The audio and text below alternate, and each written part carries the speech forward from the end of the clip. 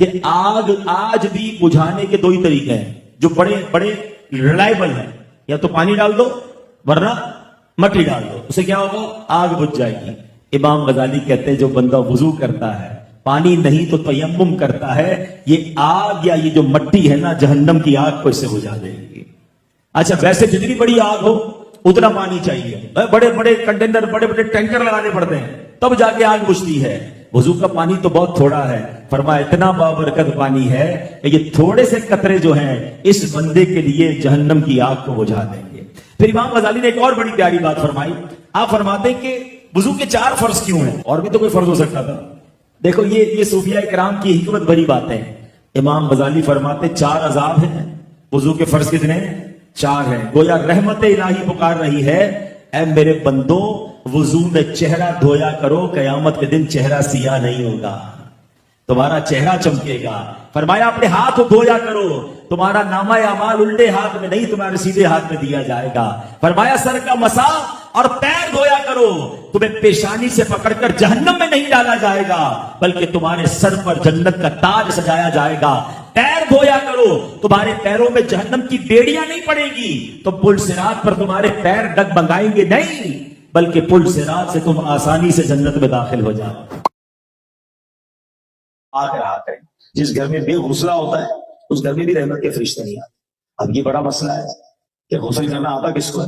آپ ہیں مولانا صاحب, ہمیں تو ایسا غسل کرنا آتا ہے آدھا گھنٹے سے پہلے باہر نہیں نکلتا باتھ روم سے, پتہ نہیں کتنے شیمپو کتنے صابن کتنی کریمیں لگاتا ہوں. آپ پورے سرگودا کا پانی اپنے سر پہ بہا دینا, اور اگر غسل کے 3 فرض پورے نہیں کریں گے تو آپ پاک نہیں ہوں گے. اگر کسی پر بالغ مرد یا عورت پر غسل فرض ہے تو اس کے 3 فرض پورے کرنے ہوں گے. صرف پانی بہانے سے آپ پاک نہیں ہوں گے. اور 3 فرض کیا ہے؟ کلی کرنا, روزہ نہ ہو تو غرغرہ کرنا, ناک میں پانی چڑھانا, اور پورے جسم پر ایک ایک حصے پر پانی بہانا. اب بتائیں مجھے 1 گھنٹہ کوئی نہا لے ناک میں پانی نہ چڑھائے, کلی نہ کرے. اچھا کئیوں کو اب آج بھی نہیں پتا ہوگا, بڑے ہو گئے, شادیاں ہو گئی ہیں, پتہ نہیں کتنی بار غسل کیا ہوگا, مگر آج تک غسل کے فرض نہیں پتا, کیونکہ ٹائم ہی نہیں ہے سیکھنے کا. ہم تو غلہ منڈی کے, ہم سے پوچھو چاول کا ریٹ کیا ہے, آٹے کا ریٹ کیا ہے, آج کل ایکسپورٹ کا ریٹ کیا ہے, سب پتا ہے, پوری مارکیٹ کا پتا ہے. بلکہ جو مارکیٹ کا کام نہیں اس کا بھی پتا ہے, سونے کا ریٹ بھی پتا ہوگا غلہ منڈی والوں.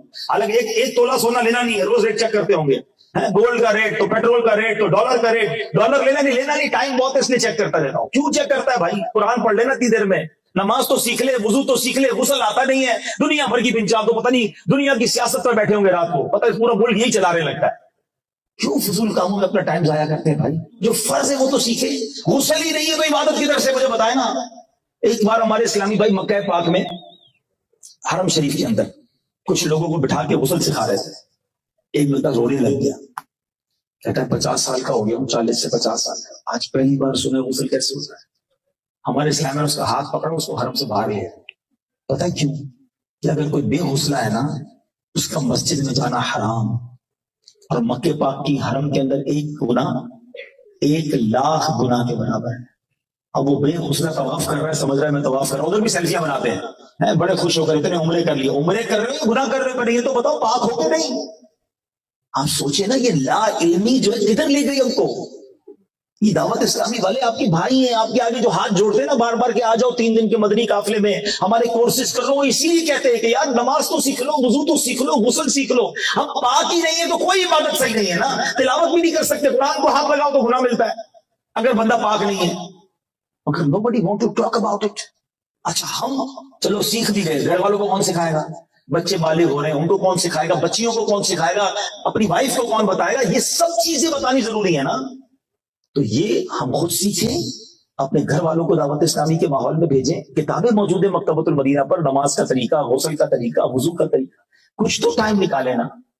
تو پلیز آج کا یہ اجتماع اللہ کرے کہ ہماری زندگی میں تبدیلی کا باعث ہو.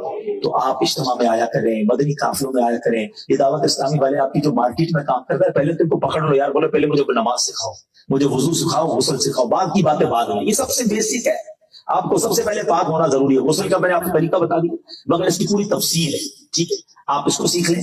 وضو کے 4 فرض ہیں, نماز کے 7 فرائض ہیں, 6 شرائط ہیں, ایٹ لیسٹ یہ تو سیکھ لو یار.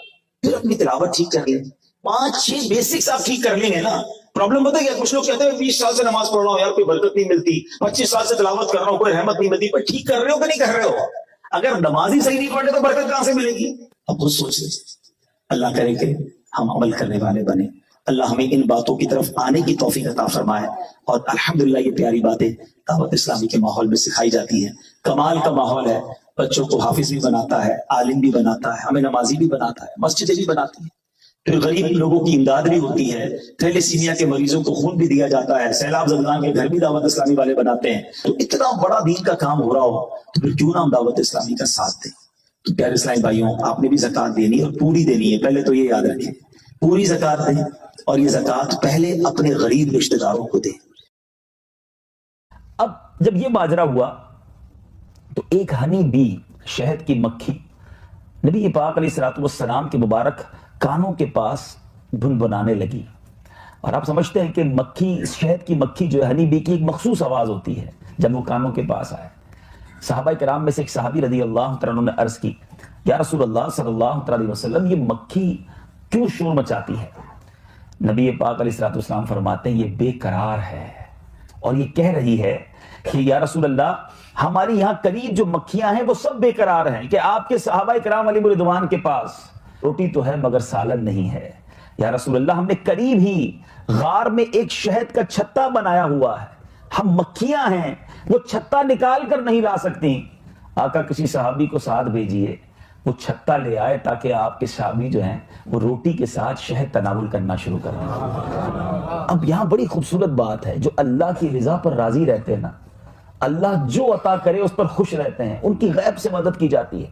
اب یہ مکھی کا آنا, نبی پاک علیہ الصلوۃ والسلام کی بارگاہ میں اس طرح عرض کرنا, اور ایک اور بڑی خوبصورت بات کہ کیا کمال ہے میرے آقا کا کہ انسانوں کی بولیاں تو جانتے ہیں, جانوروں کی, پرندوں کی بولیاں بھی سمجھتے ہیں, انڈرسٹینڈ بھی کر رہے ہیں اور اس کو ڈیفائن بھی کر رہے ہیں. اب سبحان اللہ, پیارے آقا علیہ الصلوۃ والسلام نے مولا علی کرم اللہ تعالی وجہ الکریم سے ارشاد فرمایا کہ اے علی, اس کے ساتھ جاؤ اور جا کر شہد کا چھتا لے آؤ. مولا علی کرم اللہ تعالی وجہ الکریم اسے فالو کرتے رہے, ایک غار میں پہنچے, شہد کا چھتا موجود تھا, اسے لے کر آئے, اور تھوڑی دیر بعد وہ صحابہ جو روٹی without any gravy, without any سالن وہ کھا رہے تھے, اب شہد کے ساتھ صفاف میٹھا شہد کھا رہے ہیں. اب پھر وہ شہد کی مکھی شور کرنے لگی. صحابہ کرام کا عقیدہ بھی دیکھیں, وہ بھی جانتے تھے کہ ہمارے آقا سمجھتے ہیں بولیاں. عرض کرتے ہیں یا رسول اللہ صلی اللہ علیہ وسلم, یہ دوبارہ کیا کہہ رہی ہے؟ اب نبی پاک علیہ الصلوۃ والسلام نے فرمایا کہ میں نے اس سے ایک سوال کیا ہے, یہ اس کا جواب دے رہی ہے. ایک اور زبردست کمال, سمجھنا کسی کی بولی واقعی سگنیفیکنٹ ہے, مگر اس کو سمجھا دینا اپنی بات, یہ بھی بہت بڑا کمال ہے. تو میرے آقا نے گویا کوسچن کیا, وہ بھی وہ سمجھ گئی, اور اب وہ جواب دے دی. نبی پاک علیہ الصلوۃ والسلام نے کوسچن کیا کہ تمہاری خوراک کیا ہے, کس طرح پریپیئر کرتی ہو ہنی کو؟ عرض کرتی یا رسول اللہ صلی اللہ علیہ وسلم, ہم کھیتوں میں, پہاڑوں میں, بیابانوں میں جاتے ہیں اور پھولوں کا رس چوسنا ہماری یہی خوراک ہے. نبی پاک علیہ الصلوۃ والسلام نے کوسچن کیا کہ پھولوں کا رس تو کڑوا بھی ہوتا ہے, پھیکا بھی ہوتا ہے. آپ نے بھی, آپ تو ڈاکٹرز ہیں یہاں پر, کافی ساری چیزوں کو آپ تجربات کرتے رہتے ہیں. ہم تو چونکہ نارمل انسان ہے تو بڑی لاجیکلی بات سمجھ آتی ہے کہ گلاب کی پتی تو کھائی جا سکتی ہے, موتیا تو نہیں کھایا جا سکتا. اور بہت سارے ایسے پھول ہیں کہ جس کو منہ میں ڈالے تو پورا منہ کڑوا ہو جاتا ہے, لیکن شہد تو اتنا میٹھا ہے کہ نام لے شہد کا تو منہ میٹھا ہو جاتا ہے. تو اب سوچنے والی بات ہے کہ یہ پھیکا کڑوا رس میٹھا کیسے بن جاتا ہے؟ نبی پاک کا بھی یہی کوسچن تھا. تو اب اس مکھی نے جو جواب دیا, دیٹ از ویری امپورٹنٹ, اور یہ ماشاءاللہ لاجیکلی بھی اور میڈیکلی بھی آپ بہت سارے لوگ جانتے ہیں. اب وہ جو ہے وہ کہتی ہے, وہ مکھی کہتی ہے کہ یا رسول اللہ صلی اللہ علیہ وسلم, جب ہم پھولوں کا رس چوسنے جاتے ہیں, we always travel in one caravan, ہم ایک قافلے کی صورت میں, ایک جتھے کی صورت میں ٹریول کرتے ہیں, اور ہمارا ایک گروپ لیڈر ہوتا ہے, ہمارا ایک سردار ہوتا ہے. اور یا رسول اللہ صلی اللہ علیہ وسلم, جب ہم پھولوں کا رس چوس کر واپس اپنے چھتے کی طرف اڑتی ہیں تو ہمارا جو وہ سردار ہوتا ہے, جو لیڈر ہوتا ہے, وہ آپ پر درود پڑھنا شروع کر دیتا ہے. اور اس کی دیکھا دیکھی ہم جتنی مکھیاں ہیں سب یا رسول اللہ آپ علیہ الصلوۃ والسلام کی بارگاہ میں درود بھیجتے ہیں. آقا یہ کوئی اور کمال نہیں ہے کہ یہ کڑوا پھیکا پھولوں کا رس شہد جیسا میٹھا کیسے بنتا ہے, یہ آپ پر درود پاک پڑھنے کی برکت ہے جس کی وجہ سے یہ مٹھاس میں تبدیل ہو جاتا ہے.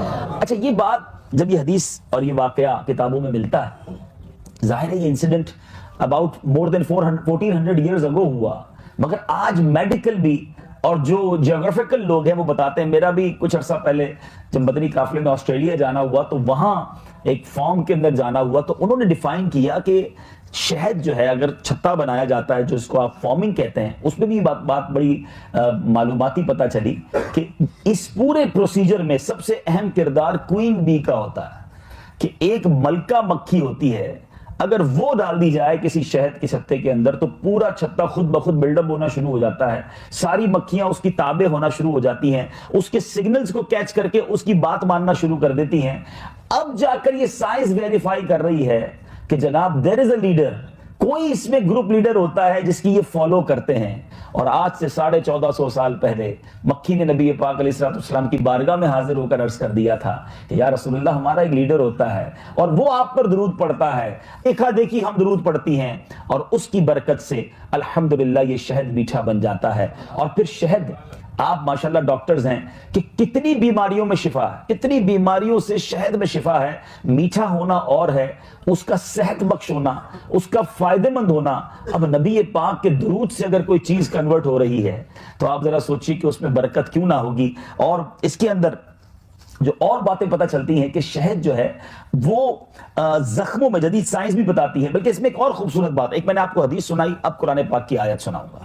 سائنس اب بڑی تحقیق کے بعد اس بات پر پہنچی ہے کہ شہد کی جو مکھی ہے وہ چھتے کے اندر جو سیلز ہوتے ہیں اس کے اندر وہ شہد جمع کرتی ہے، لیکن آج سے چند صدیوں پہلے ہی سائنس کو یہ پتہ چلا ہے کہ یہ شہد اصل میں شہد کی مکھی کے پیٹ یعنی بیلی سے نکلتا ہے۔ ٹھیک ہے، یہ سائنس پہنچی ہے۔ اب قرآن پاک کی میں ایک آیت پیش کرتا ہوں، ذرا غور کیجئے۔ قرآن ہمارے لیے کیسی مشعل راہ ہے، کیا ہمارے لیے اس میں موجود نہیں ہے۔ سورہ قرآن مجید میں ایک پوری سورت ہے، سورہ نحل کے نام سے ہے۔ اب سورہ نحل کسے کہتے ہیں؟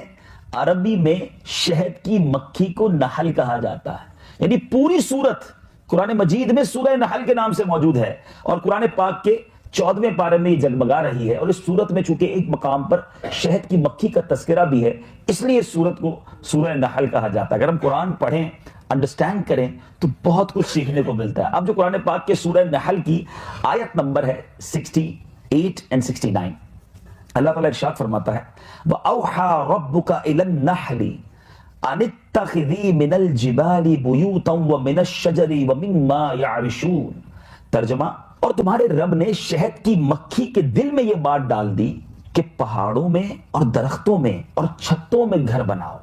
پھر آگے فرمایا پھر ہر قسم کے پھلوں میں سے کھاؤ، شہد کی مکھی سے فرمایا جا رہا ہے، اور اپنے رب کے بنائے ہوئے نرم و آسان راستوں پر چلتی رہو، اس کے پیٹ سے ایک پینے کی رنگ برنگی چیز نکلتی ہے۔ قرآن کہتا ہے، سائنس نے چند صدیوں پہلے ڈیفائن کیا کہ پیٹ سے اس کے شہد نکلتا ہے، قرآن نے ہمیں صدیوں پہلے بتا دیا کہ اس کے پیٹ سے ایک پینے کی رنگ برنگی چیز نکلتی ہے، اس میں لوگوں کے لیے شفا ہے، بے شک اس میں غور و فکر کرنے والوں کے لیے نشانی ہے۔ سبحان اللہ، قرآن ہمارے لیے کس قدر پیاری پیاری معلومات لیے ہوئے ہے۔ اور اب تو سائنس کہتی ہے کہ جناب شہد جو ہے وہ زخم پر اگر لگا دیا جائے تو وہ بھی کئی معاملات میں زخم کو مندمل کرنے کا باعث بن جاتا ہے، اور بھی اس کے بہت سارے فوائد جو ہے وہ پتہ چلتا ہے، لیکن قرآن پاک میں ہمیں پتہ چلتا ہے کہ شہد میں شفا ہے۔ تو بہرحال بات چلی تھی درود پاک کی فضیلت پر، ایک بڑی خوبصورت بات اس بڑے خوبصورت واقعے سے علماء ایکسٹریکٹ کر کے ہمیں بتاتے ہیں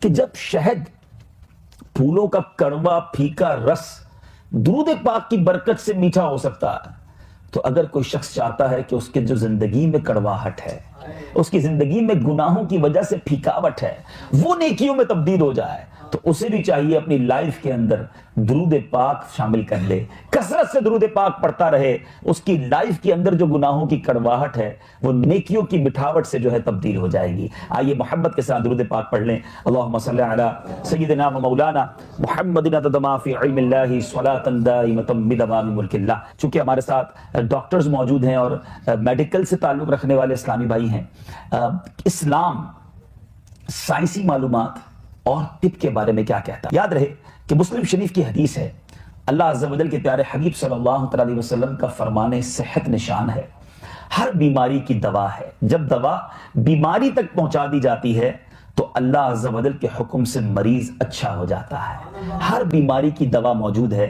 یہاں بعض اوقات یہ بات کہی جاتی ہے کہ جناب لا علاج مریض ہے، یا اس کی دوا بیان نہیں ہوئی ہے، اس کی دوا اب تک ہم نہیں پہنچے، تو بات یہی ٹھیک ہے، ہم اب تک اس دوا تک نہیں پہنچے، ورنہ اللہ تبارک و تعالیٰ کی طرف سے جو بیماری آئی ہے اس کی دوا بھی دنیا میں موجود ہے۔ اور آپ دیکھتے ہیں کہ پہلے بیماری آتی ہے، پھر سائنسی تحقیقات شروع ہوتی ہے، اور at end of the day اس کی دوا، اس کی کوئی بھی جو بھی آپ کہیں میڈیسن جو ہے وہ دریافت ہو جاتی ہے۔ تو it means there is medicine, مگر اس تک پہنچنے میں ہمیں کچھ وقت لگتا ہے۔ ایک بات جو طب کے حوالے سے کہ کیا شریعت میں طب کے حوالے سے ہمارے لیے معلومات ہے، جیسے میں نے ابھی قرآن پاک کی آیات پیش کی، ابھی آگے بھی آپ سنیں گے۔ ایک بار حضرت علی بن حسین واقد علیہ رحمت اللہ الواحد کی ایک نصرانی سے، کرسچن سے ملاقات ہوئی، اور وہ ڈاکٹر تھا۔ اس نے کہا کہ تمہارے دین میں علم طب بالکل نہیں ہے، اس لیے تمہارا دین ناقص ہے۔ انہوں نے ایک اعتراض کیا کہ آپ کے دین کے اندر علم طب کے بارے میں کیا ہے؟ سبحان اللہ۔ انہوں نے جواب دیا کہ ہمارے پیارے اللہ عز و جل نے سارے کا سارا علم طب، all جتنی میڈیکیشنز ہیں، میڈیکل ہے، ایک آیت میں بیان فرما دی ہے۔ کہا اچھا بیان کرو، وہ کون سی آیت ہے؟ تو حضرت علی بن حسین واقد رحمت اللہ تعالی نے ایک آیت قرآن تلاوت کی۔ آپ نے فرمایا آدھی آیت ہے، پوری بھی نہیں ہے، وَكُلُوا وَاشْرَبُوا وَلَا تُسْرِفُوا، ترجمہ کنز الایمان، کھاؤ اور پیو اور حد سے نہ بڑھو۔ اچھا پھر کہا کہ میرے آقا علیہ السلام نے ایک، تمہارے نبی نے بھی کچھ کہا ہے طب کے بارے میں؟ اس نے کوسچن کیا، کہا نبی پاک علیہ السلام کی ایک حدیث سناتا ہوں۔ پھر ایک حدیث سنائی، سبحان اللہ، آپ بھی غور سے سنیں۔ فرمایا طبیبوں کے طبیب اللہ عز و جل کے حبیب صلی اللہ تعالی علیہ وسلم نے ارشاد فرمایا معدہ جو ہے ساری بیماریوں کا گھر اور پرہیز سارے علاجوں کا سر ہے، اور فرمایا بدن کے ہر حصے کو اس کا حق دو، ایوری پارٹ جو باڈی کا ہے اس کو اس کا حق دو۔ اب وہ نصرانی کرسچن ڈاکٹر یہ دونوں آیت اور حدیث سن کر اس قدر حیران ہوا، اور کہتا ہے واقعی تمہارے قرآن اور تمہارے رسول نے جالی نوس جو دنیا کا بہت بڑا طبیب گزرا ہے اس کے لیے طب کا کوئی مسئلہ نہیں چھوڑا، سب ہی بیان کر دیا ہے۔ تو بہرحال احادیث میں، قرآن میں جا بجا ہمارے لیے رہنمائی موجود ہے۔ اور میرے میٹھے پیارے اسلامی بھائیوں، قرآن مجید فرقان حمید ہمیں بہت ساری باتوں پر غور کرنے کی خود دعوت دیتا ہے۔ پرابلم یہ ہے کہ ہم اپنے پیارے قرآن کو چھوڑے بیٹھے ہیں، ہم بہت سارے دیگر لوگوں کو تو پڑھتے ہیں، بہت ساری دیگر کتب کو بڑے غور سے پڑھتے ہیں، اور پھر آپس میں ڈسکس بھی کرتے ہیں، آپ نے پڑھا فلاں کو، آپ نے اس کی تحقیق پڑھی، حرج نہیں ہے پڑھنے میں، لیکن جو قرآن بینگ اے مسلم ہم پر پڑھنا ضروری ہے، کیا اس سے ہم نے پڑھ کر کچھ رہنمائی حاصل کی؟ اللہ تبارک و تعالیٰ قرآن مجید میں کیا ارشاد فرماتا ہے؟ چنانچہ چوتھے پارے میں ارشاد ہوتا ہے بے شک آسمانوں اور زمین کی پیدائش اور رات اور دن کی باہم تبدیلی میں عقل مندوں کے لیے نشانیاں ہیں۔ جو یہ تبدیلی ہو رہی ہے، رات اور دن بدل رہے ہیں، آسمانوں اور زمین کی جو پیدائش ہے اس میں غور و فکر کرنا ہے۔ اور میرے میٹھے اسلامی بھائیوں، حضرت عبداللہ ابن عباس رضی اللہ تعالیٰ عنہ فرماتے ہیں کہ میں حضرت میمونہ رضی اللہ تعالیٰ عنہ کے گھر رات میں ٹھہرا، نبی پاک علیہ السلام بھی ان کے یہاں موجود تھے، آرام فرما رہے تھے۔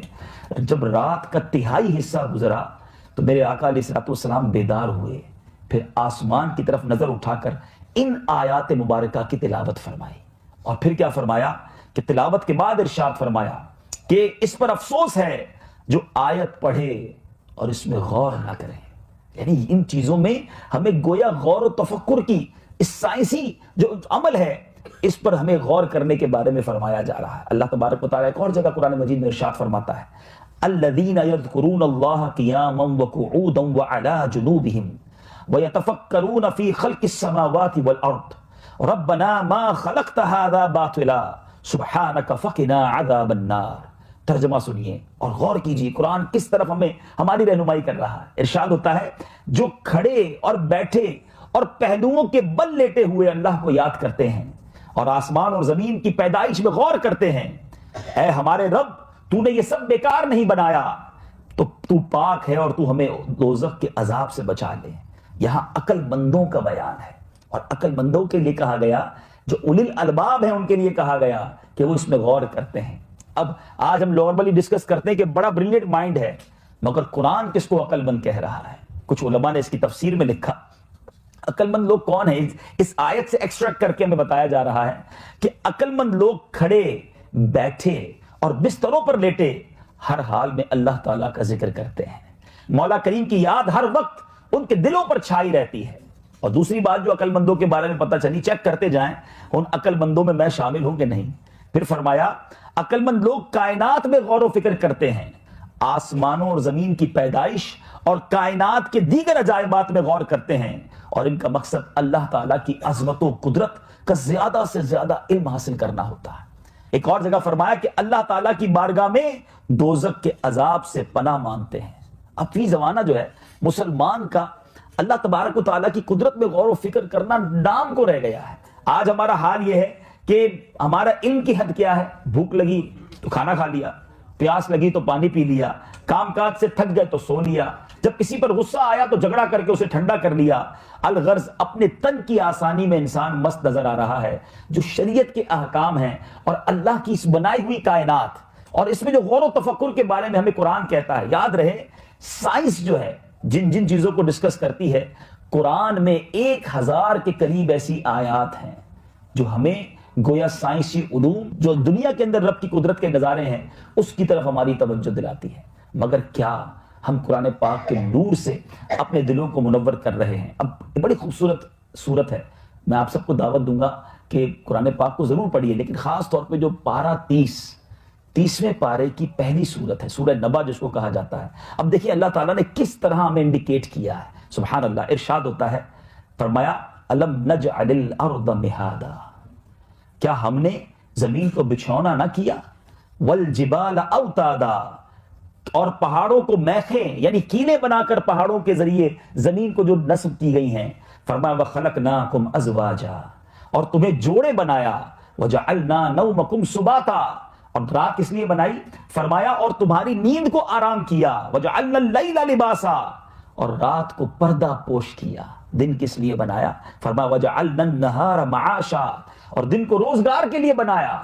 پھر آگے اپنی قدرت کے بارے میں ارشاد فرما رہا ہے وَبَنَيْنَا فَوْقَكُمْ سَبْعًا شِدَادًا، ارشاد ہوتا ہے اور تمہارے اوپر 7 مضبوط چنائیاں تعمیر کی، 7 آسمان بنائے. فرمایا وَجَعَلْنَا سِرَاجًا وَهَّاجًا، فرمایا اور ان میں ایک نہایت چمکتا چراغ رکھا، ایسا سورج دنیا کی ساری لائٹیں ایک طرف، اور سورج دیکھیں اس کی روشنی کہاں کہاں پہنچتی ہے. فرمایا وَأَنزَلْنَا مِنَ الْمُعْصِرَاتِ مَاءً ثَجَّاجًا، فرمایا اور بھری بدلیوں سے زور کا پانی اتارا، بارش جو برستی ہے. پھر اس سے کیا فائدہ ہوتا ہے؟ لِنُخْرِجَ بِهِ حَبًّا وَنَبَاتًا، کہ اس سے پیدا فرمائیں اناج اور سبزہ، وَجَنَّاتٍ الْفَافًا، اور گھنے باغ.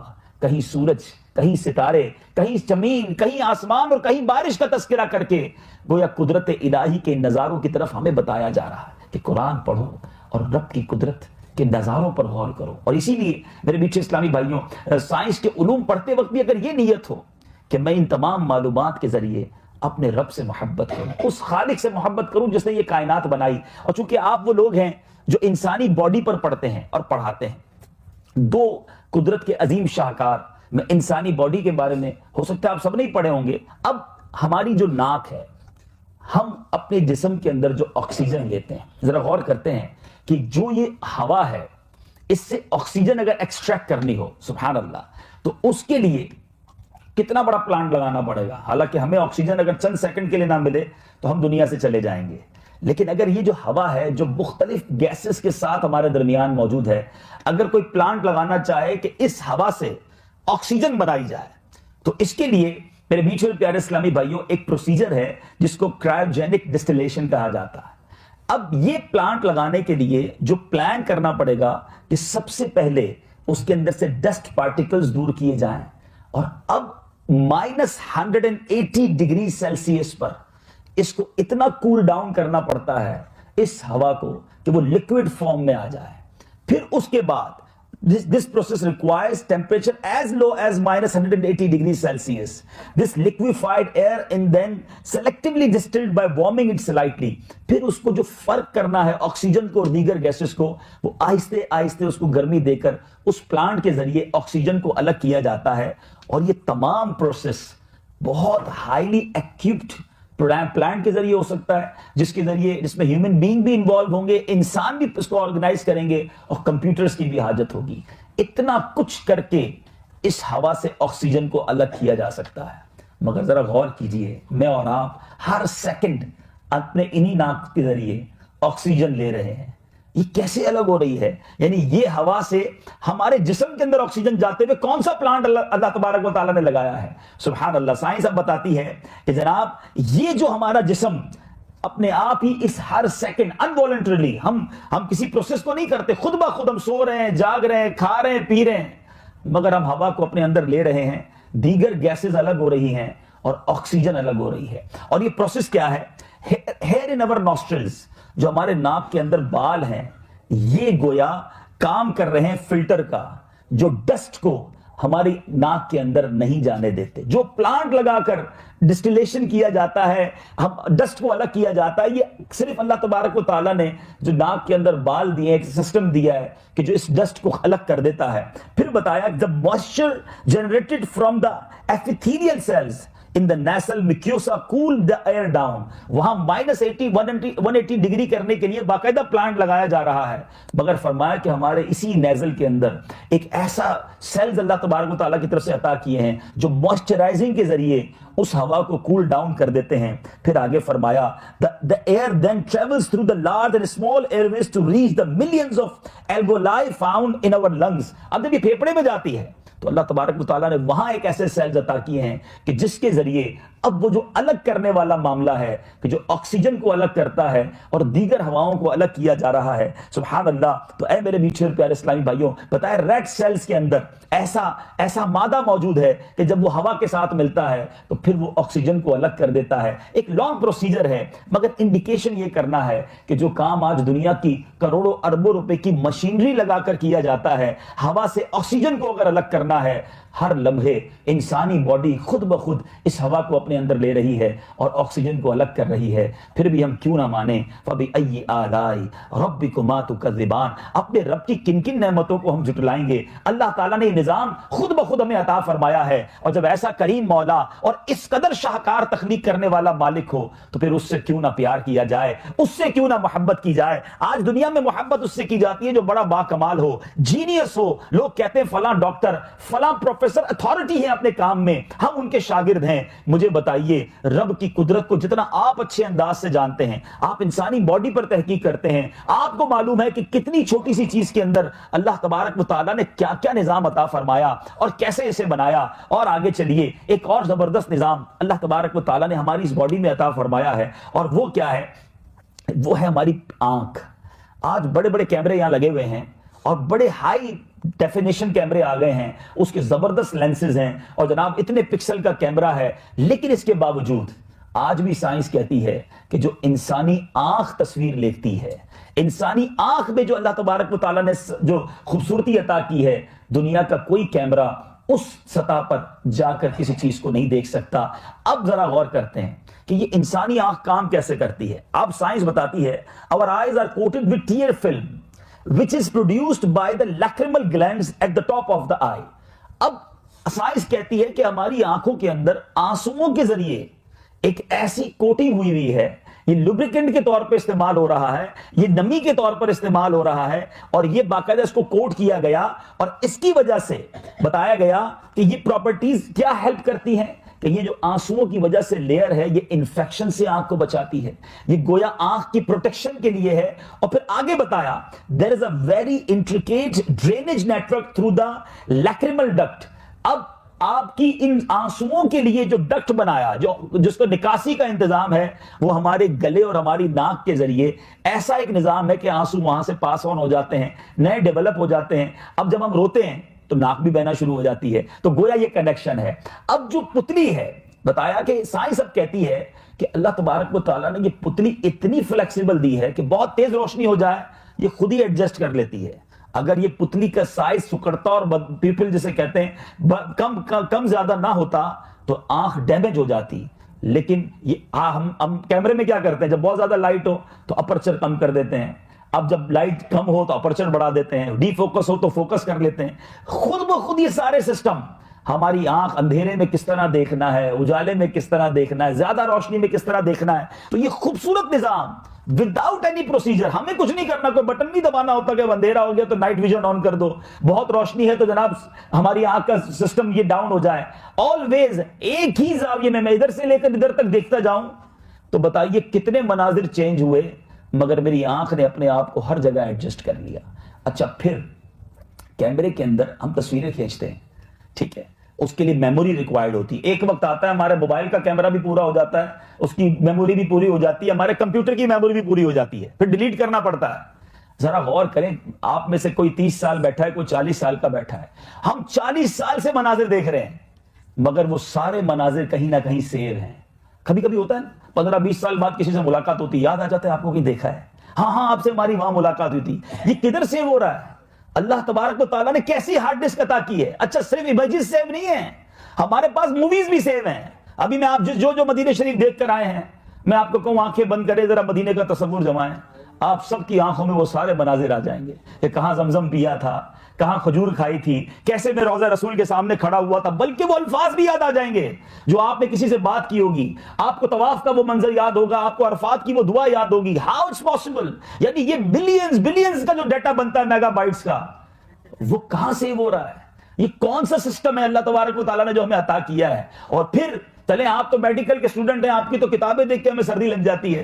جب کسی میڈیکل اسٹوڈنٹ کی کتابیں ہم دیکھتے ہیں, اتنی بڑی بڑی کتابیں آپ یاد کر لیتے ہیں, آپ کو اس کے فارمولے یاد ہوتے ہیں. تو یہ وہ جو میموری اللہ تبارک و تعالیٰ نے, یہ ہارڈ ڈسک ہے, یہ کہاں ہے, یہ کہاں سیو ہو رہی ہے؟ تو اے میرے میٹھے اسلامی بھائیوں, خاص طور پہ ڈاکٹر اسلامی بھائی, سچی بات تو یہ ہے, اللہ تعالیٰ کی قدرت کو جتنا نزدیک سے آپ دیکھتے ہیں, جتنا کلوزلی آپ سمجھ سکتے ہیں, عام انسان نہیں سمجھ سکتا.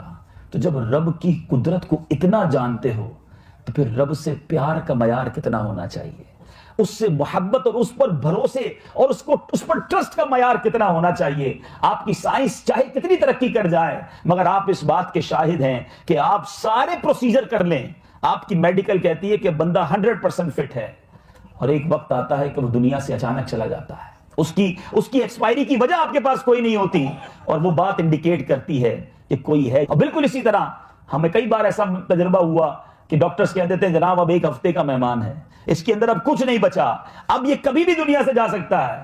اور بعض اوقات وہ سالوں جی جاتا ہے کیونکہ اس کا وقت نہیں آیا ہوتا. تو پتا چلا کہ کہیں ہے جو ہماری ڈور ہے, اور کہیں سے بلاوا آتا ہے تو لو بندہ دنیا سے جاتا ہے. تو ان تمام باتوں کو قریب سے دیکھنے کے بعد ایک ڈاکٹر کا ایمان کتنا مضبوط ہونا چاہیے, ایک ڈاکٹر کا اپنے رب پر بھروسہ کیسا ہونا چاہیے, اور اس کو اپنے پروردگار سے محبت کیسی ہونی چاہیے. اور میرے میٹھے اور پیارے اسلامی بھائیوں, اللہ تبارک و تعالیٰ کے اللہ سے محبت جو ہے نا, یہ نصیب والوں کو ملتی ہے. اپنے رب سے پیار کرو. ہم بعض اوقات دنیا میں بہت سارے لوگوں سے پیار کرتے ہیں, اپنے رب عز و جل سے محبت کا وہ حق ادا نہیں کرتے. مولا علی کرم اللہ تعالی وجہ الکریم کا ایک فرمان سنیے. آپ فرماتے ہیں لوگوں میں سب سے زیادہ علم والا وہ ہے.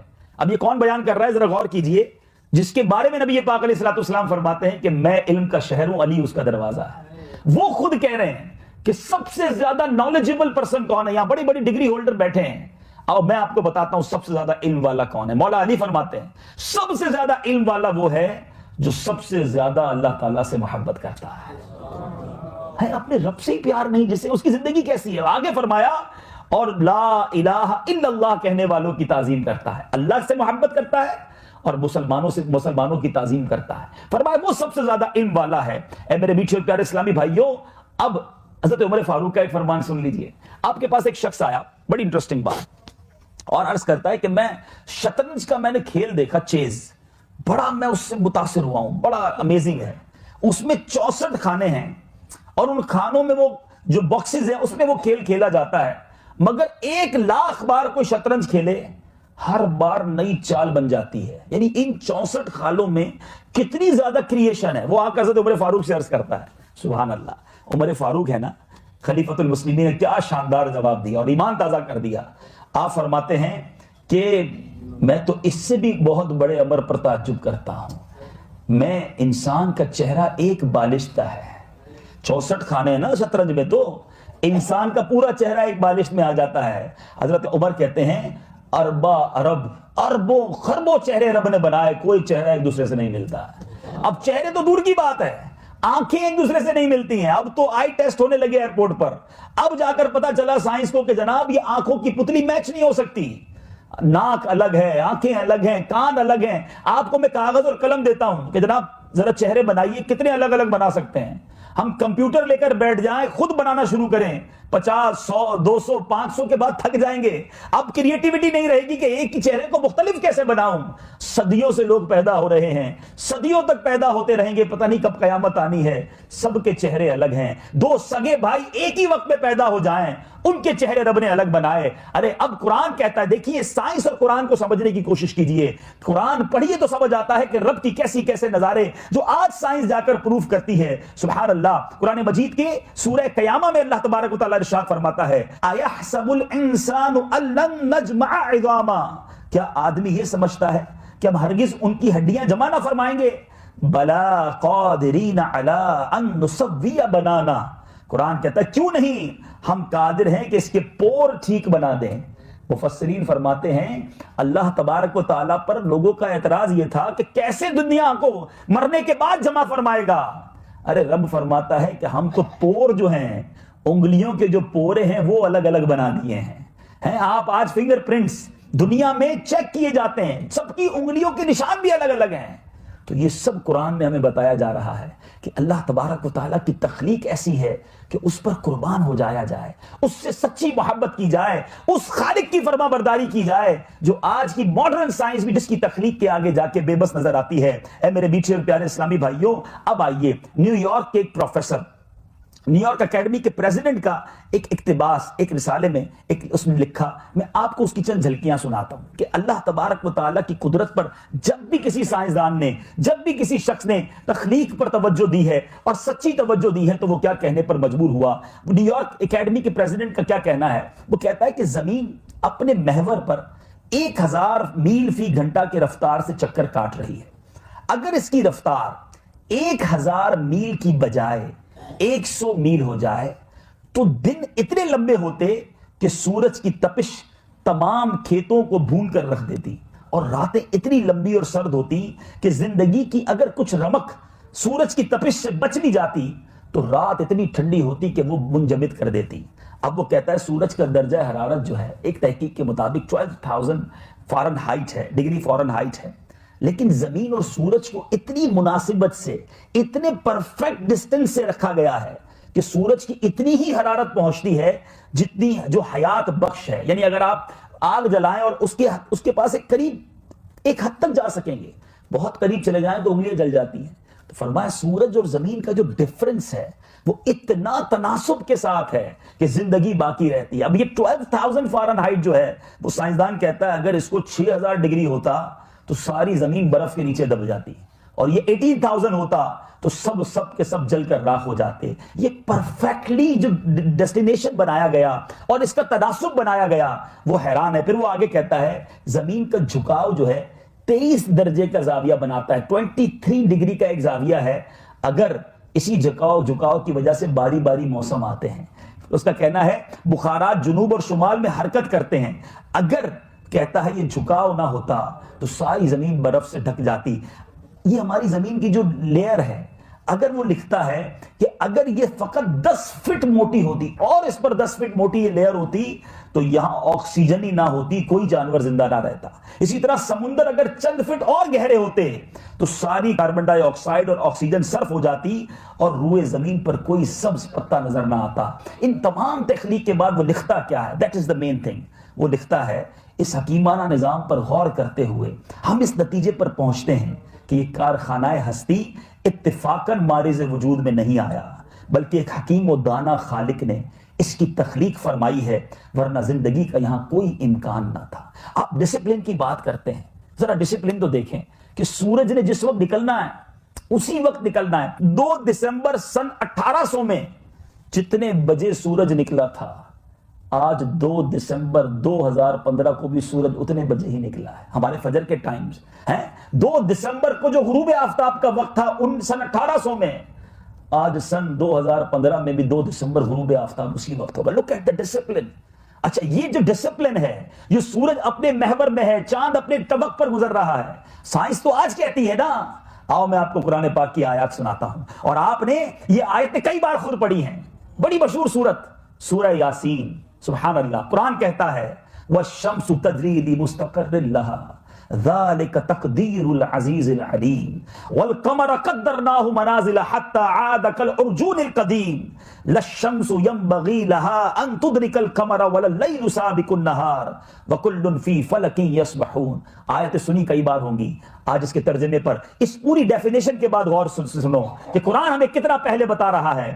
قرآن کہتا ہے اور سورج چلتا ہے اپنے ایک ٹھہراؤ کے لیے، یہ حکم ہے زبردست علم والے کا، اور چاند کے لیے ہم نے منزلیں مقرر کی، یہاں تک کہ پھر ہو گیا جیسے کھجور کی پرانی ڈال یعنی ٹہنی سورج کو نہیں پہنچتا کہ چاند کو پکڑ لے، اور نہ رات دن پر سبقت لے جائے، ہر ایک ایک گھیرے میں پیر رہا ہے۔ Everything will going smoothly with their destination, اور جو ان کو حکم دیا گیا ہے، رات اپنے وقت آتی ہے، دن اپنے وقت آتا ہے، سورج اپنی چال پر ہے، چاند اپنی چال پر ہے۔ اگر ڈسپلن نہ ہوتا کبھی سورج چاند سے ٹکرا جاتا، کبھی زمین کسی سیارے سے ٹکرا جاتی۔ اے میرے میٹھے اور پیارے اسلامی بھائیوں، یہ تمام باتیں، قدرت کے یہ تمام نظارے اور قرآن پاک کی تمام آیتوں سے ہمیں بار بار گویا بتایا جا رہا ہے اپنے رب کی قدرت پر ایمان لے آؤ اور اپنے رب سے محبت کرو۔ اے میرے میٹھے اور پیارے اسلامی بھائیوں، قرآن پاک میں کئی مقام پر اللہ تعالیٰ نے اپنی عجیب و غریب تخلیق پر ہماری توجہ دلائی۔ سبحان اللہ، قرآن پاک کی کتنی خوبصورت آیت ہے،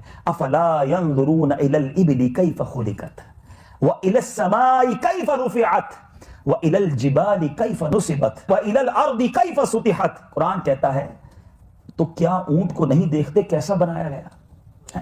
اونٹ اللہ تعالیٰ قرآن میں بھی بتا رہا ہے کہ یہ کیسی میری مخلوق ہے، ذرا دیکھو، کئی کئی دن تک بھوکا رہ جاتا ہے، اس کو پانی نہ ملے کئی کئی دن جی لیتا ہے۔ اور پھر فرمایا وَإِلَى السَّمَاءِ كَيْفَ رُفِعَتْ، یہ آسمان، اس پر توجہ کیوں نہیں کرتے؟ کیسا اونچا کیا، there is no pillar، کوئی رکھنا نہیں ہے، دنیا کی کوئی ایسی تعمیر نہیں بنا سکتا کہ اتنی بڑی چھت بنائے اور نیچے کوئی پلر نہ ہو۔ پھر رب فرماتا ہے وَإِلَى الْجِبَالِ كَيْفَ نُصِبَتْ، کہ ہم نے پہاڑوں کو کیسے قائم کیے گئے، ذرا اس پر غور کرو، یہ پہاڑ کیسے نصب کیے۔ اور اب فرمایا وَإِلَى الْأَرْضِ كَيْفَ سُطِحَتْ، اور زمین کو کیسے بچھائی گئی۔ آگے فرماتا ہے فَذَكِّرْ، تم نصیحت سناؤ، اِنَّمَا أَنْتَ مُذَكِّرْ، تم تو یہی نصیحت سنانے والے ہو۔ تو اے میرے میٹھے اسلامی بھائی، میں آپ کی توجہ اپنے رب عز و جل کی قدرت کی طرف کرانے آیا، اس سے محبت کیجئے۔ اب اللہ سے محبت کرنی ہے تو اس کا طریقہ کیا ہے؟ چلیں اب اس طرف آ جاتے ہیں، اینڈ آف دا بیان، کہ ٹھیک ہے اللہ بڑا عظیم خالق مالک ہے ہمارا، اور ہمیں اس سے محبت کا درس بھی دیا گیا۔ What is the way to love with اللہ تبارک و تعالیٰ، اس کا طریقہ کیا ہے؟ سبحان اللہ۔ اب پیارے آقا علیہ الصلوۃ والسلام کی بڑی خوبصورت حدیث پاک سنتے ہیں۔ نبی پاک علیہ الصلوۃ والسلام کا فرمان یہ ہے، میرے آقا فرماتے ہیں، سیدنا ابو ہریرہ رضی اللہ تعالیٰ عنہ راوی ہیں کہ اللہ تبارک و تعالیٰ بروز قیامت فرمائے گا میری خاطر باہم محبت کرنے والے کہاں ہیں؟ آج میں انہیں اپنے سایہ رحمت میں جگہ عطا فرماؤں گا، آج میرے سایہ رحمت کے سوا کوئی سایہ نہیں۔ یعنی جو اللہ کے لیے آپس میں محبت کرتے ہیں اللہ تعالیٰ انہیں اپنے سایہ رحمت میں جگہ عطا فرمائے گا۔ یعنی گویا رب سے محبت کرنی ہے تو اللہ کے بندوں سے محبت کیجیے۔ ایک اور حدیث پاک سنیے، پیارے آقا علیہ الصلوۃ والسلام فرماتے ہیں جو اللہ سے محبت کرتا ہے اسے چاہیے کہ وہ مجھ سے محبت کرے، جو مجھ سے محبت کرتا ہے اسے چاہیے کہ وہ میرے صحابہ سے محبت کرے، اور فرمایا جو میرے صحابہ سے محبت کرتا ہے اسے چاہیے کہ وہ قرآن پاک سے محبت کرے۔ فرمایا جو قرآن پاک سے محبت کرتا ہے اسے چاہیے کہ وہ مساجد سے محبت کرے۔ تو ہم نے ان تمام چیزوں سے محبت کرنی ہے۔ اے میرے میٹھے اسلامی بھائیوں، اللہ کے بندوں سے محبت یہ بھی اللہ سے پیار کا ایک انداز ہے۔ اور آپ چونکہ ڈاکٹرز ہیں، آپ کے پاس دکھی لوگ آتے ہیں، پریشان لوگ آتے ہیں۔ اب میں یہ نہیں کہتا کہ آپ میں سے کچھ لوگ ایسے ہیں، مگر یہ بات بھی سامنے ہے کہ آج کل جو لالچ کا دور ہے، آج کل جو مادی زندگی کے پیچھے بھاگنے کا دور ہے، مریض کا بیڑا غرق ہوتا ہو تو ہو جائے، ڈاکٹر صاحب کو اپنی فیس کی پڑی ہے، ڈاکٹر ہاسپٹلز کو اپنا بل بنانے کی فکر ہے۔ خدا را ایسا نہ کریں۔ اللہ تعالیٰ نے آپ کو ایک ایسے عظیم پیشے سے وابستہ کیا ہے، لوگوں کے دکھ دور کرنے کا آپ کو یہ موقع ملا ہے، اور ایسی ایسی احادیث ہیں کہ جو کسی کے دکھ دور کرتا ہے اللہ اس کے دکھ دور کر دیتا ہے، جو کسی کی مدد کرتا ہے